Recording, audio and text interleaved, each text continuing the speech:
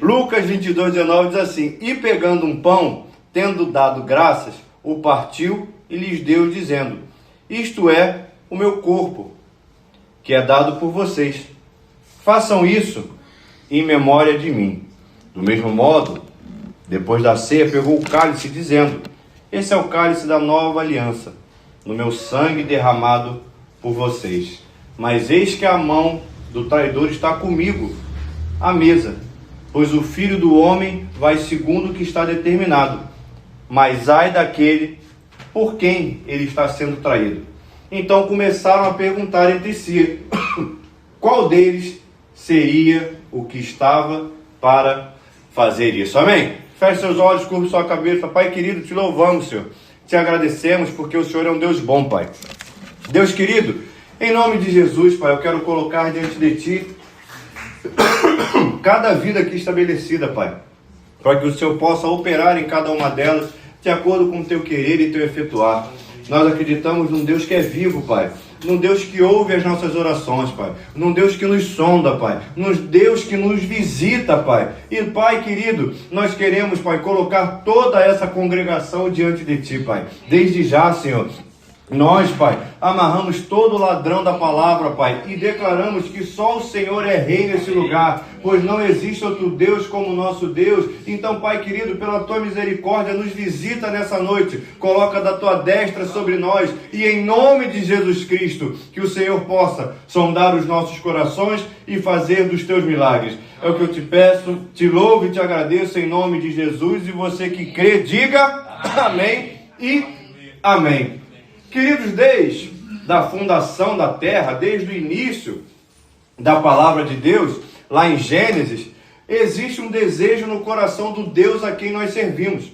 Deus, ele procura de maneira quase que incessante com quem ele possa se relacionar. Você já leu ali no início da palavra de Deus, que Deus, ele estabeleceu uma visitação, uma aliança com Adão.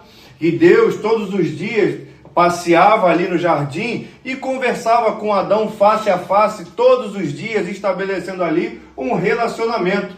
Contudo, num determinado momento, Adão acaba caindo nas artimanhas, nos laços, e acaba consumindo aquele fruto que era proibido, mediante a prática pecaminosa que ali foi feito, tal qual é dito na palavra de Deus, que as coisas, aquilo que faz separação entre o homem e Deus é o pecado. Diga com fé aí no seu lugar, pecado. Não precisa ficar com medo não, crente. E aí, mediante essa situação, Deus não passa a se relacionar de maneira direta mais com o ser humano. Ele passa então a ter um relacionamento restrito apenas com alguns homens, e essa restrição vai aumentando, até que num determinado momento ele chega para Noé e fala para Noé: Noé, olha, tá difícil a coisa aí para ter com quem eu me relacione. Eu resolvi fazer algo diferenciado. Constrói aí uma arca para mim, porque eu vou acabar com essa raça que eu fiz e vou começar tudo de novo. Abra então a porta da arca e comece a estabelecer esses animais aí dentro da arca. Tu tá anotando, Noé? Eu tô. Então vai chamando e vai colocando eles dentro da arca, porque eu vou começar tudo de novo. E aí então Noé, ele pega aquela arca, coloca aqueles animaizinhos lá dentro, e junto com ele, a família de Noé vai. Entrando naquela arca, a porta fecha e começa um grande dilúvio. Você conhece a história. E aí então toda a raça humana, ela é completamente dizimada, sobrando apenas aqueles que ali estão. E aí, naquela situação que está ali estabelecida, eu quero que você faça um exercício aí na sua mente de imaginação, de como era o estado daquela arca. Você consegue imaginar, sim ou não? Sim. De repente você olha e fala: pastor, pensando bem aqui, eu consigo vislumbrar exatamente, mas imaginar como era é muito difícil. Eu vou te dar só um prospecto de como é que era. A arca tinha os familiares ali dele, de Noé, algumas poucas pessoas. No resto do tempo, só tinha pares de animais lá dentro. Só tinha uma situação ali que devia ser uma verdadeira imundície. Diga misericórdia aí no seu lugar, pelo amor de Deus. Quando a gente passa perto da, aviário, né? Aquela loja que vende pombo, vende galinha. Aqui atrás tinha uma. Você se recorda que aqui atrás tinha uma? De vez em quando a gente estava andando ali na Bento Lisboa, a gente estava uns 100 metros da loja, mas já começava a sentir aquele cheiro que só o sangue do cordeiro. Isso porque a gente estava numa rua ventilada, que passava ônibus, você podia atravessar a rua. Agora imagina você confinado dentro daquela arca. Os animais diariamente produzindo aquilo que animal produz. A gente quando passa na porta de um galinheiro já tem uma galinha só, já tem um cheiro meio esquisito. Quando junta 10 já fica um negócio estranho. Imagina galinha, porco, vaca, bezerro. O que mais que tinha na arca, hein? Tinha de tudo lá dentro. Tava ruim ou tava bom? Aí você fala assim, pastor, depende do ponto de vista. Se você parar para pensar na situação da arca, estava ruim. Mas se for pensar na situação do lado de fora da arca, aí ficava ali 20 anos. Porque, queridos, quem chegava ali, de repente, se fosse assim, é claro que não era, mas eu estou aqui ilustrando para que nós possamos entender. Se você pudesse chegar na arca e olhasse para o lado de fora, era só tragédia. Era perdição. Falando de maneira rasgada e em miúdos, devia ter corpo boiando para cima e para baixo assim, querido. Quem olhava para aquilo lá falava assim, eu vou ficar aqui dentro da arca porque aqui é muito bom. Se nós pararmos para pensar, ficar dentro da arca era um desafio. Mas ficar fora da arca era a sentença de morte. Queridos, olhem para cá um pouco, porque você há de entender o seguinte. De vez em quando, ficar dentro da arca é um desafio. De vez em quando, aturar esse irmão que está aí do seu lado é um desafio. Mas, queridos, Deus escolheu ele para ser filho dele também, para ser servo dele. E fora da arca, o que tem é perdição. Fora da arca, quando você chega lá, é trânsito com alguém piscando o farol para você, é desfile de carnaval para cima e para baixo, é um mundo de perdição que quando a gente olha ali pela fresta, a gente vê que quem está lá fora é mortinho da Silva, que a vida está difícil aqui dentro, mas aqui é onde tem vida, aqui é onde tem salvação, e Deus te deu uma oportunidade de se juntar com o Pai e fazer amizade com Ele. Olha aí, pode ser que esse irmão esteja de repente te acotovelando, pode ser de repente, deixa eu te falar aqui, que ele nem esteja cheirando tão bem, diga misericórdia, mas você está junto dele na arca, porque a vida está aqui dentro, e é melhor aqui dentro do que lá fora, e você pode glorificar a Deus aí no seu lugar, porque Ele te escolheu para permear essa arca, e mantém essa mão erguida e vai dando aleluia, porque a arca é lugar de salvação, a arca é lugar onde Deus te guarda, a arca é lugar onde Deus te sustenta. É difícil ficar aqui dentro, pastor, mas é melhor aqui dentro do que lá fora. E queridos, a gente vai ficar dentro dessa arca até o final, só quando o dilúvio acabar e quando as portas dessa arca abrirem, nós teremos o encontro com o nosso Deus Todo-Poderoso. Então aproveita que a sua mão está erguida, bata na palma do seu irmão e fala assim, olha, é dessa arca aqui para o céu. Está ruim, mas está aqui, queridos. Então, esse relacionamento interpessoal, Deus foi resolvendo através de quê? Através de aqueles que são lavados e remidos no sangue do Cordeiro, eles entram numa arca onde existe a salvação. É difícil ficar aqui. Porque imagina, você bota no mesmo lugar o lobo com a loba. Aí ele olha assim lá do outro lado, quem é que está lá?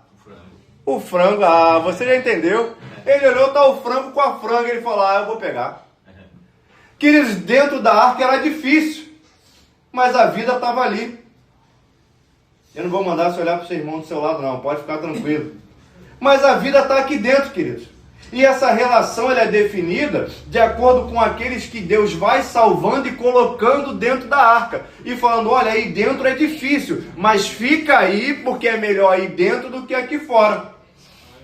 Mas o tempo vai passando. E aí então, as pessoas já se correlacionavam de acordo com aquela sinergia da salvação. De acordo com aqueles que, de repente, tinham a mesma profissão de fé. Você serve a Deus? Eu sirvo. Poxa, que legal, então a gente tem a mesma mente, a gente pode trocar uma ideia, a gente pode nos aconselharmos uns aos outros. E aqui já fica um recado, de repente, para você, querido. Porque assim, a gente não está excluído do mundo onde nós vivemos. A gente, amanhã, segunda-feira, a gente vai trabalhar. Amém. 2 amém. O resto fica dormindo segunda-feira, mas tem gente que vai trabalhar amanhã. Quando você chegar no seu trabalho lá, nem todo mundo que está lá é crente. Você vai se relacionar com essas pessoas, você não vai passar pelas pessoas sem dar bom dia, sem de repente apertar a mão, etc. Mas no momento de ter um relacionamento mais estreito a ponto de pegar um aconselhamento, de se relacionar, eu vou te dar um conselho. E conselho, se fosse bom, a gente vendia, não dava, né? Mas procure se relacionar de maneira mais estreita com aqueles que têm a mesma mente que você. Porque pode ser que de repente você lá no seu trabalho, um dia você chegue lá precisando conversar de alguma coisa acerca do seu casamento. Aí você vai conversar com aquele que não tem a mesma fé que você.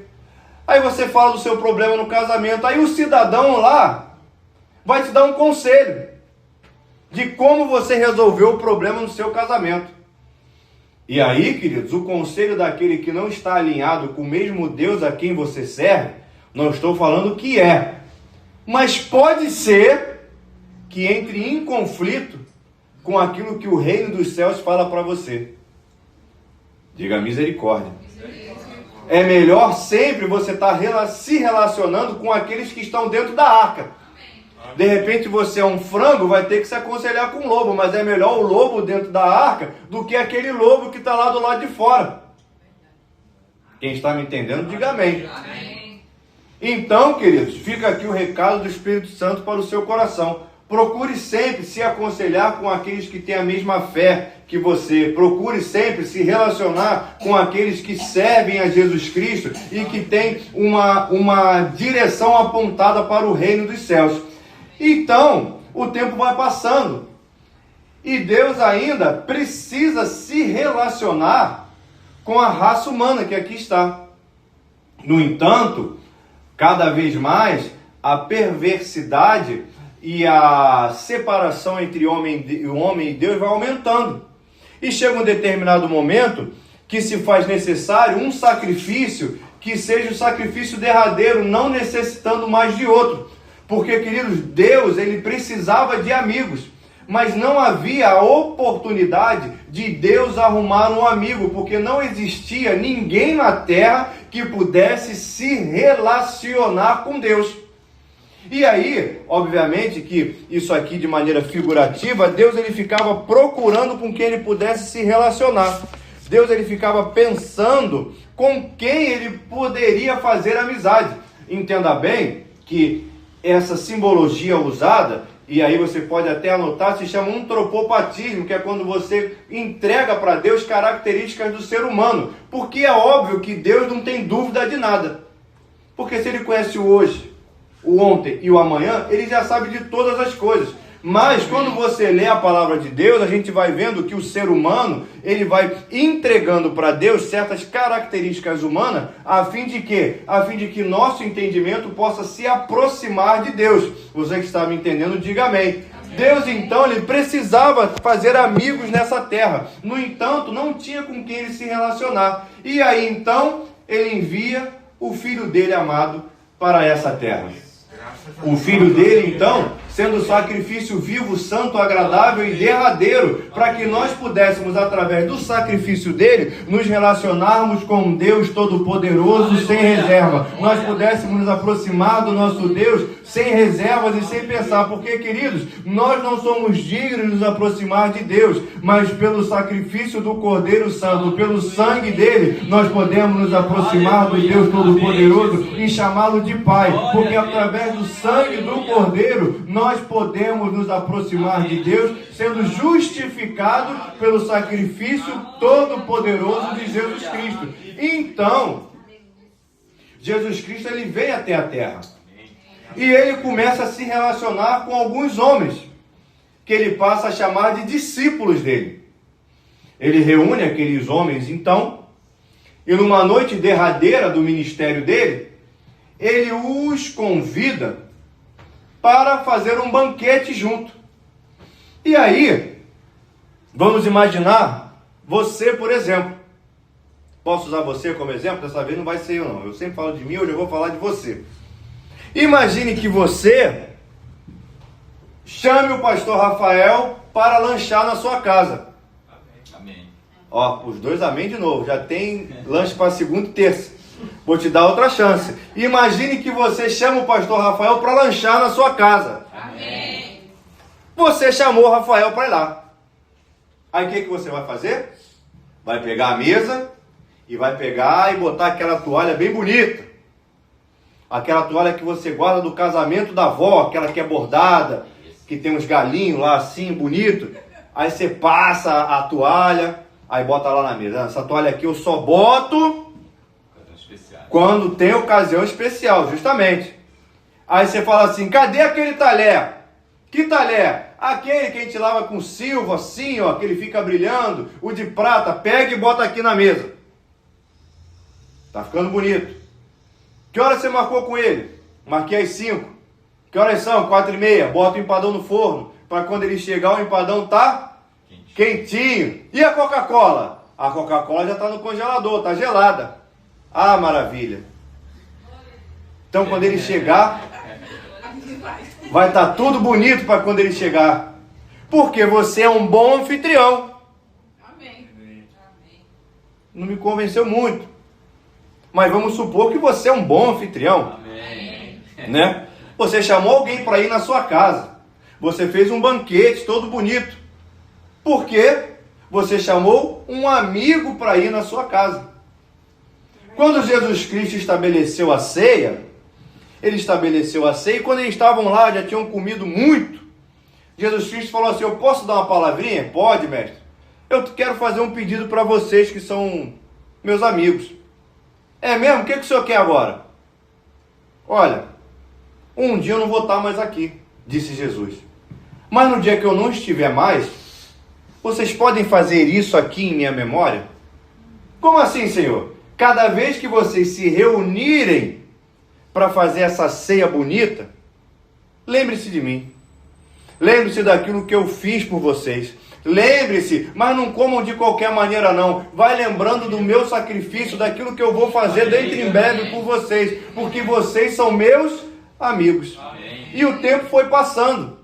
Passou um século e aqueles homens, discípulos de Cristo, continuavam fazendo aquela mesa bonita e cada vez que eles faziam, eles se lembravam do sacrifício santo e poderoso de Jesus Cristo. E aí nós chegamos em 2026. Você veio até a casa de quem nessa noite? Até a casa do seu pai. E eu creio que o pai que você serve é um bom anfitrião. Não à toa a mesa já está posta aqui. O cálice já está ali. O pão também já está ali. Mas nada disso valeria a pena se o anfitrião também não estivesse na casa. E se você é um bom anfitrião, imagine o Cristo Todo-Poderoso que fez um pedido para os amigos dele. E olha os amigos dele aqui que aceitaram o convite nessa noite. Vieram até a casa dele, botaram a melhor roupa. E a boa notícia é que quando você chega na casa do seu pai, ele está aqui presente também, porque ele é um bom anfitrião. E ele não despede ninguém de mãos vazias, não. Existe uma ceia aqui posta, mas além da ceia, existe a presença do Espírito Santo nesse lugar, que te recebe de braços abertos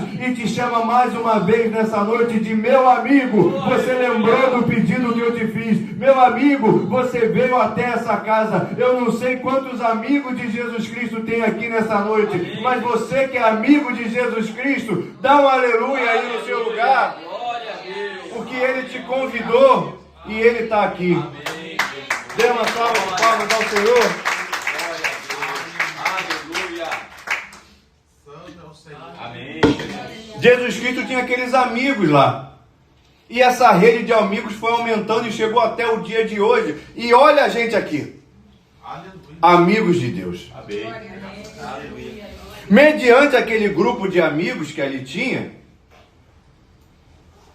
existia essa situação que aconteceu aqui, que Jesus Cristo falou: olha, nós estamos aqui entre amigos, mas a mão do traidor está comigo aqui.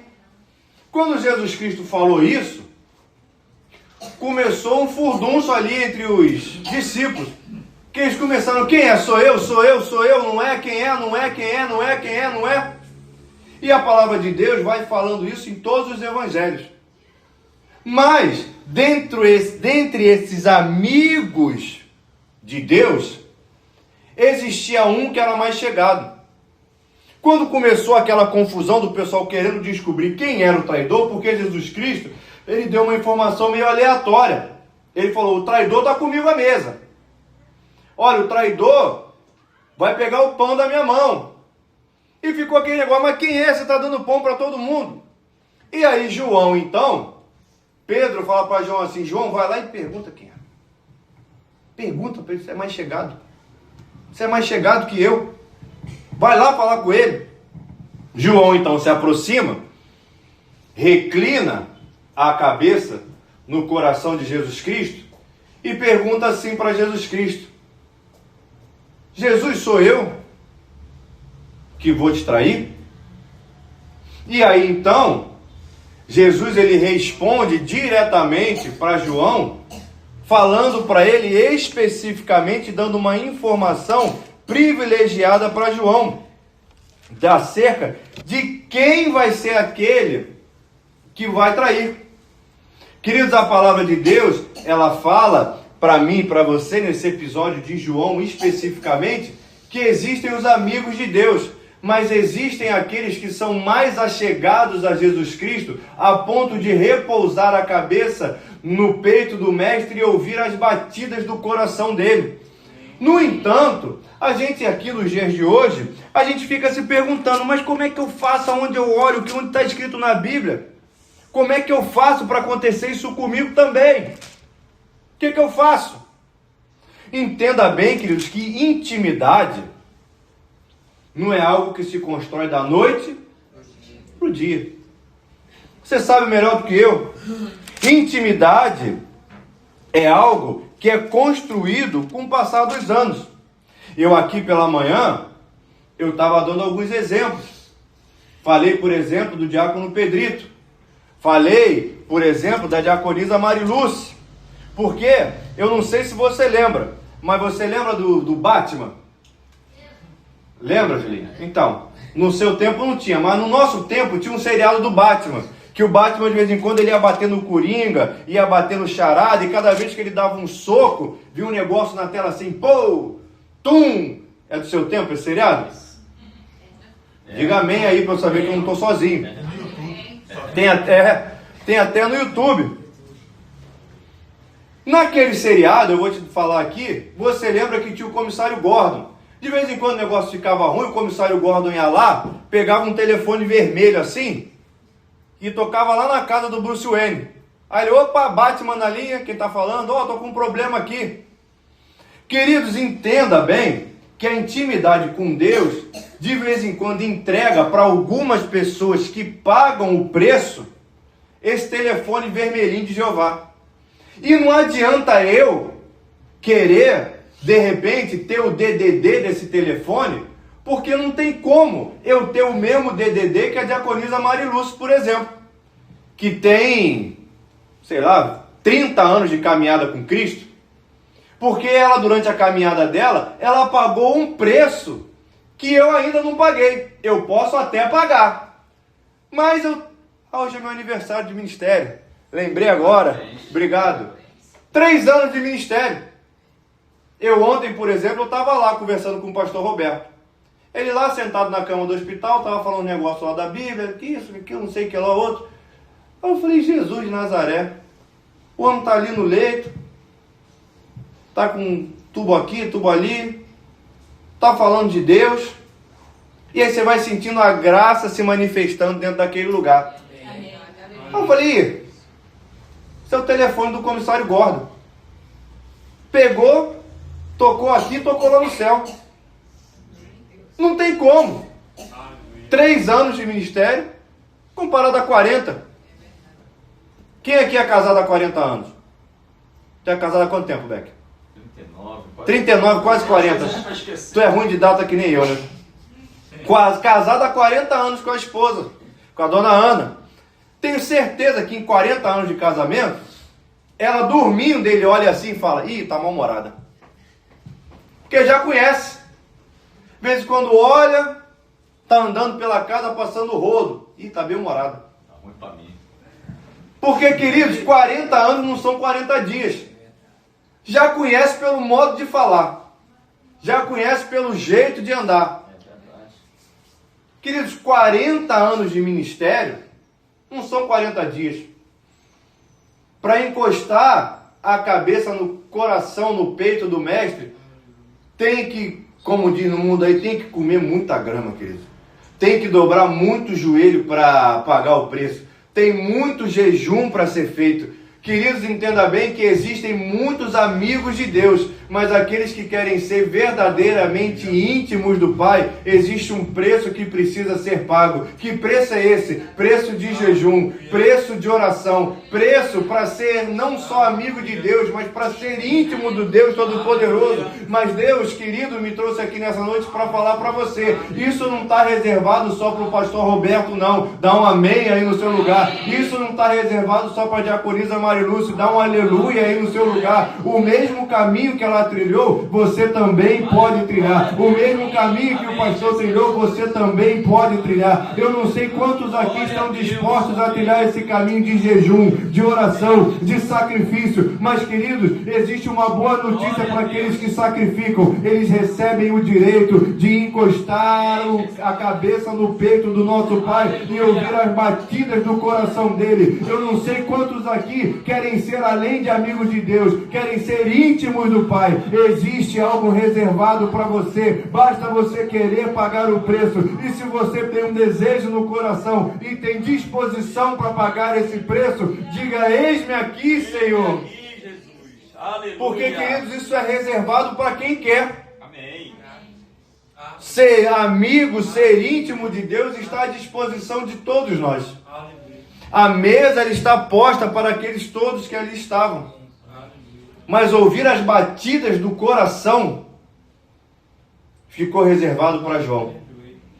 Ouvir então aquela informação privilegiada que Jesus Cristo falou, o traidor é para quem eu der um pedaço de pão molhado. Só João sabia daquilo. Os outros ficou meio no vago, meio no distinto. Queridos, entenda que esse telefone vermelho tem acesso para qualquer um que está disposto a pagar o preço de santidade. Vê se esse crente aí do teu lado tem disposição. Olha para a cara dele aí. Fala, crente, não... e tu tem disposição, crente, para pagar esse preço? Porque, queridos, todos aqueles que se renderam ao sacrifício de Jesus Cristo se tornaram amigos de Deus. Hoje nós que estamos aqui na casa, nós somos amigos de Deus. Amém. E o preço que foi pago para essa amizade foi um alto preço, querido. Foi o sacrifício de Jesus Cristo. Hoje, se você pode ser chamado de amigo de Deus, é porque Cristo pagou o preço para que você assim pudesse ser chamado. Deixa eu te contar um feito histórico, só para que você possa mensurar o sacrifício que foi feito para que você pudesse ser chamado de amigo de Deus. Jesus Cristo, ele se entregou como sacrifício, o último sacrifício, vivo, na cruz do Calvário. E entre as dezenas de flagelos que ele passou, existe um que chamou muito a minha atenção. Você já deve ter lido na palavra de Deus que em determinado momento, o homem de Deus ali pregado no madeiro, ele se virou para aqueles homens que estavam ali do lado de baixo e contemplou alguns olhares amistosos. Dentre aqueles que estavam na base da cruz do Calvário, João ali estava também. Mas existia também ali um soldado. Jesus Cristo, ele se vira então para aquele soldado e diz para ele que ele tem sede. E aí você já leu na palavra de Deus que ele pega um graveto vamos aqui trazer para os dias atuais, ele molha num pedaço de esponja, ou melhor, pega o graveto, espeta na esponja, molha num balde com vinagre e dá para Jesus Cristo beber. Jesus Cristo, ele pagou um preço para nós sermos chamados de amigo de Deus.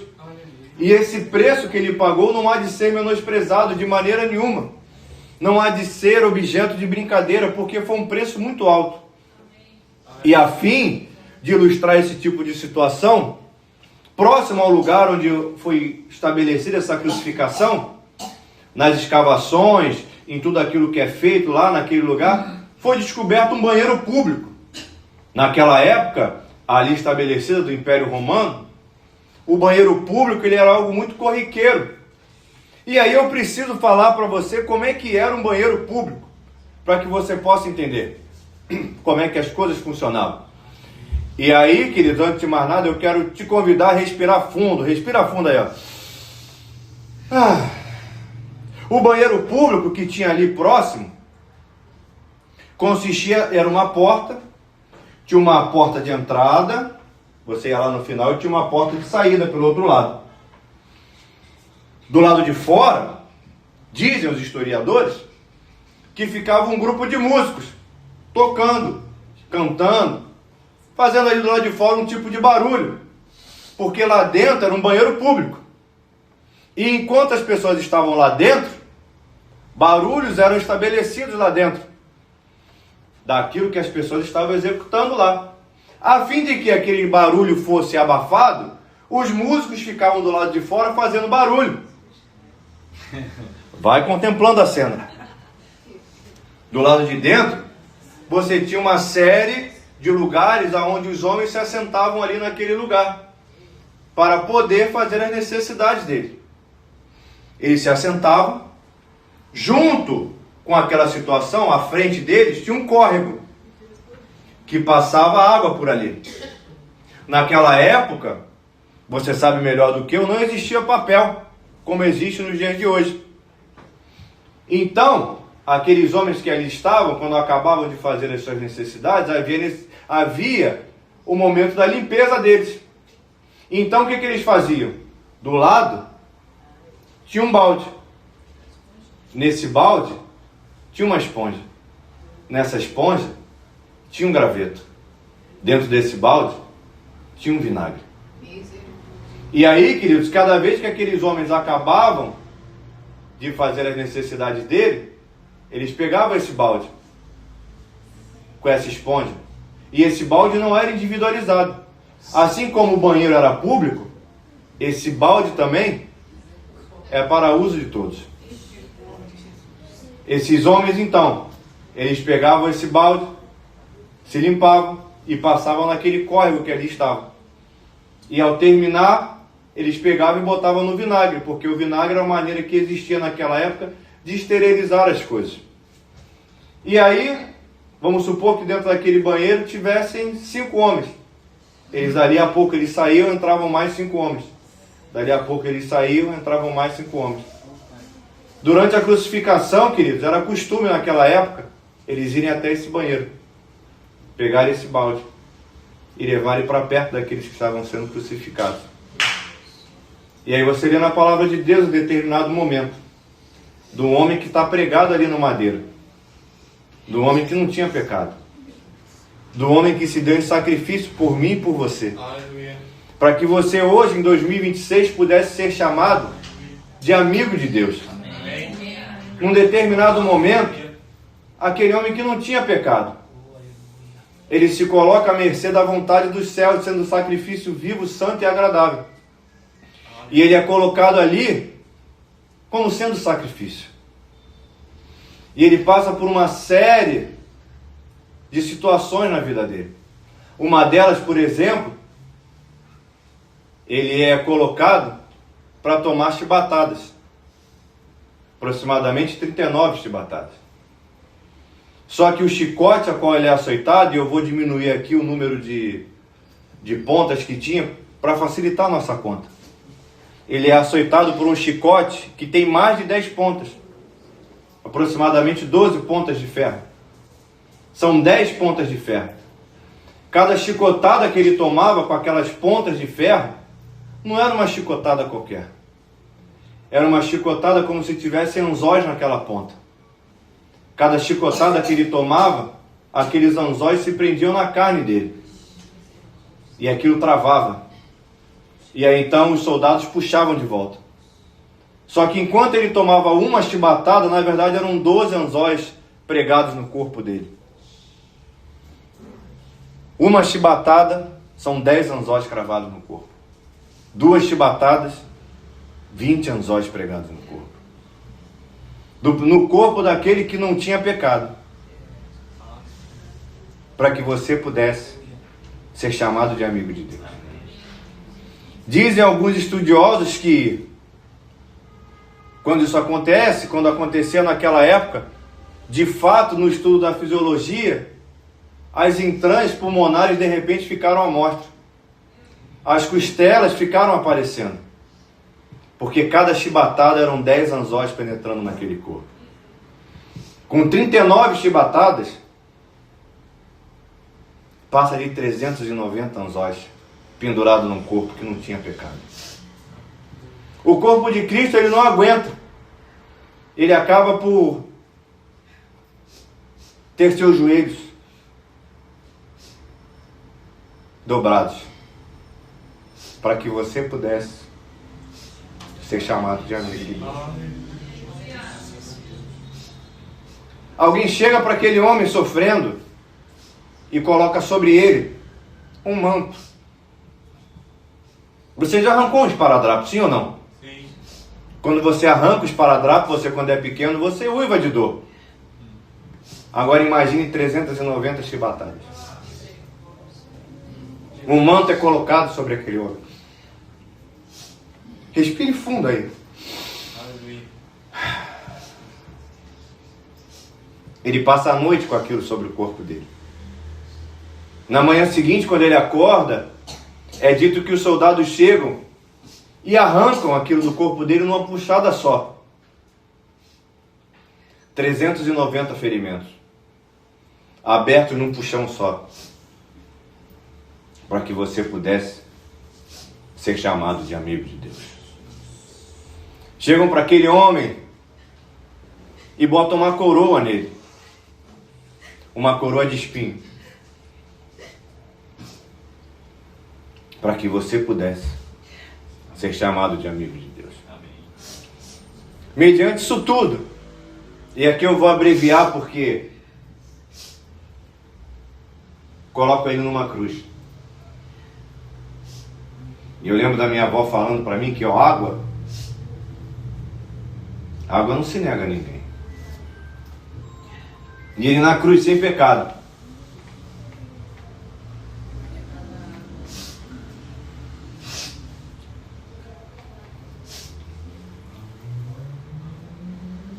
Aleluia. Vão no banheiro. Pega um balde. E dão para ele beber. Tudo isso para que você pudesse ser chamado de amigo de Deus. Amém, Jesus. O preço dessa amizade custou caro. Para que nós pudéssemos ser chamados Amém. de amigo de Deus.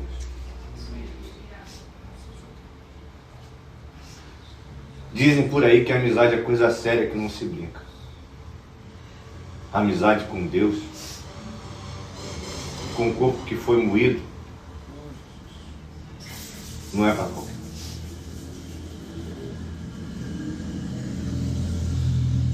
Vê se tem um amigo de Deus aí do seu lado.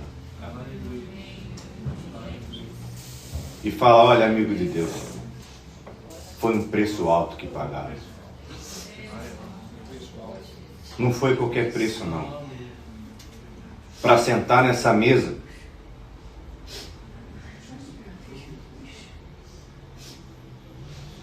você nessa noite, você veio até a casa do seu Deus. Amém. Você vai receber alguns elementos aí no seu lugar. Glória a Deus. Conforme você for recebendo, Pensa naquilo que o seu amigo fez por você. Amém, Jesus. Vai pensando naquele preço que foi pago. Vai pensando naquilo que foi feito. Vai pensando naquela situação que o Cristo passou para que cada um de nós pudéssemos estar aqui na presença de Deus. Enquanto você vai aí recebendo os elementos, vai glorificando ao Cordeiro, porque ele não precisava fazer isso. Mas ele assim o fez para que nós pudéssemos ser chamados de amigos de Deus. Existe uma amizade que foi estabelecida com Deus, a quem nós servimos, que foi pago um alto preço, para que nós pudéssemos ser chamados de amigos de Deus. Amém, Jesus. Aleluia.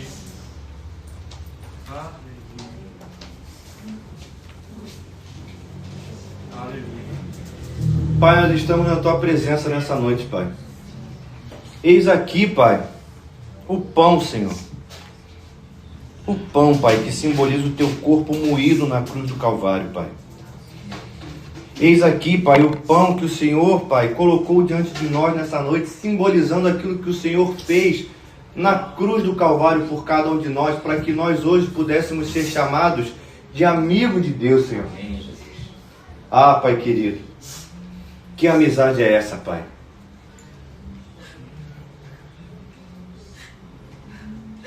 O Senhor nos deu essa oportunidade, Pai. E Deus querido, nós queremos Te louvar e engrandecer Teu santo nome, Pai, pelo Teu sacrifício na cruz do Calvário, Pai. Deus querido, não existe amigo que pudesse fazer isso por nós, Pai. Não existe, Pai, quem pudesse se dar em sacrifício por nós, Pai. E o Senhor assim o fez, Pai. Eis aqui o pão, Senhor, Amém, Jesus. que simboliza, Pai, o Teu corpo moído na cruz do Calvário, Pai. E nós estamos aqui na Tua presença, Pai, porque, Deus, nós somos Teus amigos, Pai. Amém, Jesus. E o Senhor comprou essa amizade, Glória a Pai, Ti. para que nós pudéssemos estar aqui hoje glorificando e exaltando o Teu santo nome, Pai. Poder participar do pão em nome de Jesus. Amém.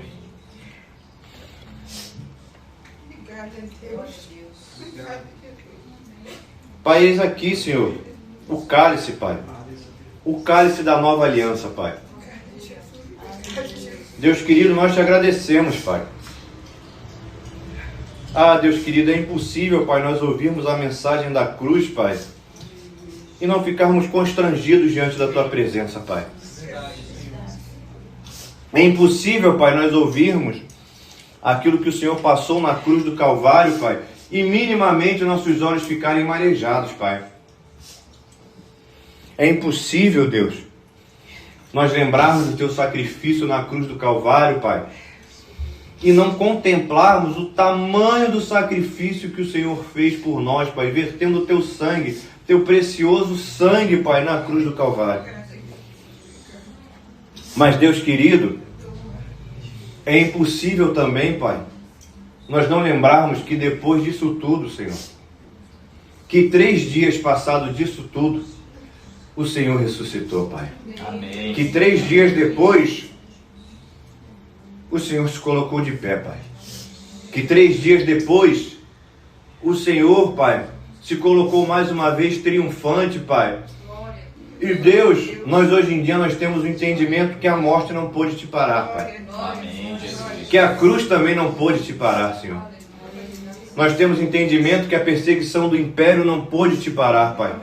Nós entendemos que tudo aquilo que foi feito, Pai, contra o Teu reino nessa terra, não pôde parar a expansão do Teu reino nos céus, Senhor.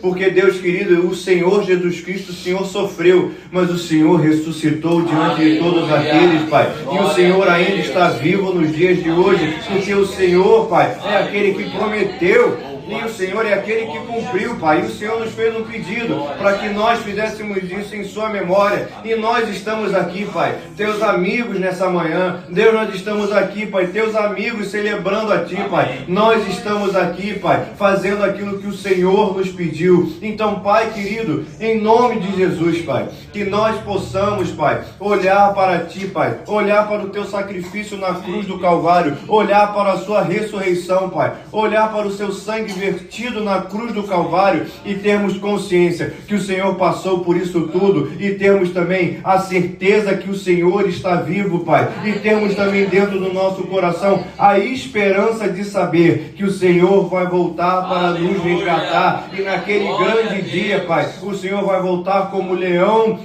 da tribo de Judá e vai nos levar de volta para casa. E enquanto isso, Pai, nós esperamos diante de Ti, Pai, e nós vamos fazendo aquilo que o Senhor nos pediu, Pai. Quer fazer isso que nós estamos fazendo em Sua memória, celebrar a Sua ceia e participando do cálice nessa noite, poder participar do cálice em nome de Jesus. Amém.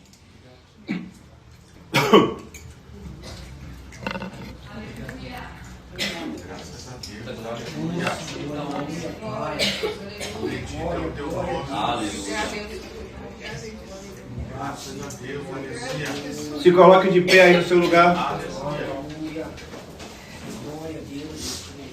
Dá a mão para esse amigo de Deus que está aí junto contigo nessa noite.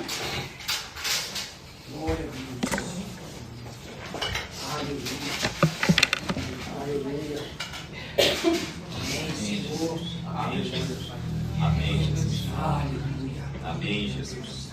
Amém, Jesus. Amém, Jesus. Eu sei que foi pago um alto preço para que contigo eu fosse o meu irmão. Glória. Quando Jesus Derramou sua vida. Ele pensava em ti, Ele pensava em ti, pensava em nós. Cante do início. Eu sei que foi pago um alto preço, então cante para que contigo eu fosse o meu irmão. Quando Jesus derramou sua vida, Ele pensava em ti, Ele pensava em mim, pensava em nós e nos via redimido por seu sangue, lutando o bom combate do Senhor, lado a lado, trabalhando. Sua igreja edificando e rompendo as barreiras pelo amor. Você que entendeu, declare. E na força do Espírito Santo nós proclamamos aqui que pagaremos o preço, coração do Senhor. E por mais que as trevas militem e nos tentem separar, com nossos olhos em Cristo, unidos iremos andar. E na força do Espírito Santo, proclamamos aqui. Então cante você, que pagaremos o preço de sermos um só coração do Senhor. E por mais que eu creio, com nossos olhos em Cristo, unidos iremos andar. Pai querido, nós te louvamos, Pai, te agradecemos por essa noite na tua casa, Pai. Nós queremos orar por esse irmão que está do meu lado direito, Pai. Ah, Deus querido, o Senhor se deu em sacrifício pela vida dele, Pai. Então abençoa esse irmão que está do meu lado, Pai, dando saúde, dando graça, dando misericórdia, estendendo a tua mão de favor sobre a vida dele. Pai querido, nós queremos orar por esse irmão que está do meu outro lado, crendo que o Senhor é digno de todo louvor, de toda adoração. Então, Deus amado, trabalha na vida dele, Pai, porque, Senhor, o sacrifício foi por ele também, Pai. Deus querido, nós erguemos as nossas mãos aos céus para te agradecer, Pai. Nós, Pai, queremos glorificar teu santo nome pelo sacrifício na cruz do Calvário. Deus querido, muito obrigado por aquilo que o Senhor fez, Pai. Ninguém poderia pagar esse preço. Então, Pai querido, glorificamos teu santo nome, te exaltamos, Cordeiro Santo. Então te pedimos, Pai, trabalhe nas nossas vidas de acordo com a tua vontade, Pai. Que seja feita a tua vontade na terra, como é no céu, Pai. Porque assim o Senhor nos ensinou a orar. Nos despede debaixo da tua presença.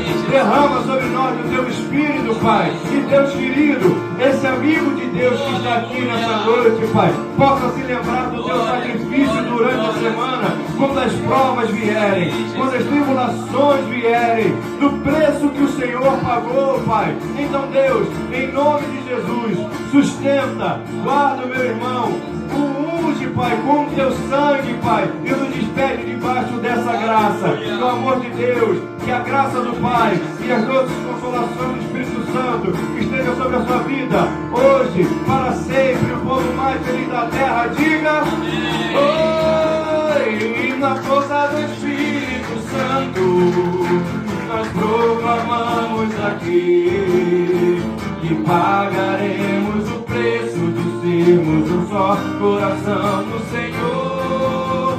E por mais que as trevas militem e nos tentem separar, com nossos olhos em Cristo